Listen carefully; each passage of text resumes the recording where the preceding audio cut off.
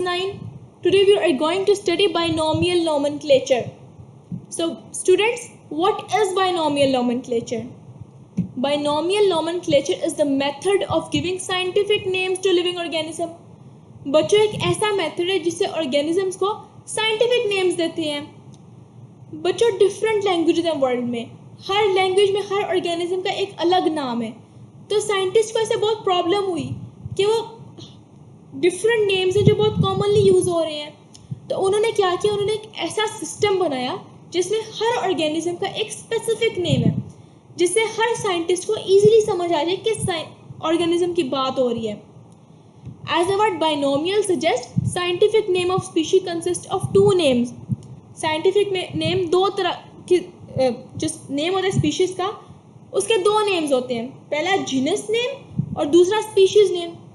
जो Swedish biologist था Carolus Linnaeus was first introduced and adopted the system of binomial nomenclature. सबसे पहले उसने सिस्टम में यूज़ किया binomial nomenclature का. His system spread rapidly and became popular. उसका सिस्टम जो था वो रैपिडली स्प्रेड हुआ और आज बहुत पॉपुलर है. Many of his names are used today. Some of the rules which are universally adopted while suggesting and documenting scientific names are. जो रूल्स हैं जो आप अडॉप्ट करते हो साइंटिफिक नेम सजेस्ट करने के लिए, वो फॉलोइंग है. Scientific names are usually printed in italics. जो साइंटिफिक नेम्स हैं उन्हें इटैलिक्स में प्रिंट करते हैं, such as homo sapiens italics में. When hand written they are underlined. जब हाथ से लिखो तो उन्हें अंडरलाइन करते हो. जो फर्स्ट टर्म है वो जेनेरिक नेम है, always begin with capital letter, जबकि species name is never capitalized. जो साइंटिफिक नेम है is generally written in full when it is first used. जो फर्स्ट टाइम लिखोगे तो फुल नेम में लिखोगे, but when several species from the same genus are being listed it may then be abbreviated. जब बार बार वही नाम यूज़ करोगे तो एब्रिविएट कर दोगे. फर्स्ट टाइम फुल नेम लिखा है एस्चेरिचिया को लाए, बाद में लिख लोगे ई डॉट को लाए. सिग्निफिकेंस क्या है? In biological research common names cause many problems. जो कॉमन नेम्स थे वो बहुत प्रॉब्लम्स क्रिएट करते थे. Different reasons have different names for same organism. हर हिस्से का एक अलग नाम था सेम ऑर्गेनिज्म के लिए. For example common name onion का उर्दू में प्याज है, लेकिन डिफरेंट रीजन्स ऑफ पाकिस्तान में से गंडा, बसल या वसल कहते हैं. In other countries, it has other sets of name. In science, it is known with single name as allium sipa. Science में हम इसे allium sipa के नाम से जानते हैं. In some cases, different organisms are called by same common name. For example, name blackbird जो है वो crow के लिए भी यूज होता है और raven के लिए भी यूज होता है. Common names have no scientific basis.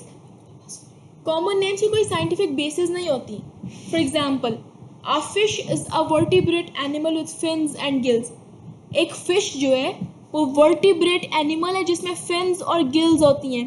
लेकिन several common names हैं silver fish, crayfish, jellyfish, starfish. They do not fit the biologist's definition of fish. इन तमाम confusions को avoid करने के लिए organisms को scientific name दिए गए by using binomial nomenclature. इस जो वैल्यू थी सिस्टम की वाइड स्प्रेडली यूज हुई क्योंकि नाम इनकी स्टेबिलिटी थी. फॉर एग्जाम्पल अनियन को एलियम सिपा कहते हैं, कॉमन सी स्टार को एस्टीरियस रूबेंस कहते हैं, हाउस क्रो को कॉर्वस स्प्लेंडेंस कहते हैं. Conservation of biodiversity. During the last century loss of biodiversity has been increasingly observed. पिछली सदी से जो बायोडाइवर्सिटी है उसमें एक लॉस ऑब्जर्व हो रहा है. In the modern era, due to human actions, species and ecosystems are threatened with destruction to an extent rarely seen in Earth history. Modern era में human actions की वजह से species और ecosystems threat हो रही हैं, उनको एक threat face करना पड़ रहा है. A species that no longer lives in an ecosystem is called extinct. एक species जो कि एक ecosystem में नहीं रहती, no longer lives, उसे extinct कहते हैं. When species of an ecosystem become extinct, stability जो harm होती है.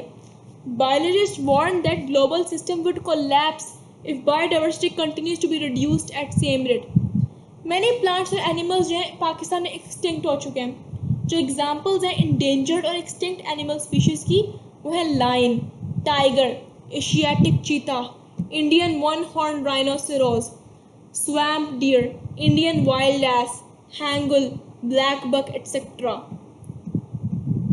ये सब एनिमल्स पाकिस्तान में एक्सटिंक्ट हो चुके हैं। Impact of human beings on biodiversity.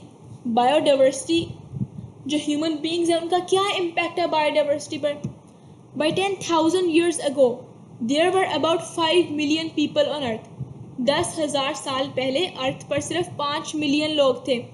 With the advancement in agriculture and industry, agriculture और इंडस्ट्री में जब एडवांसमेंट आई तो human population began to grow rapidly.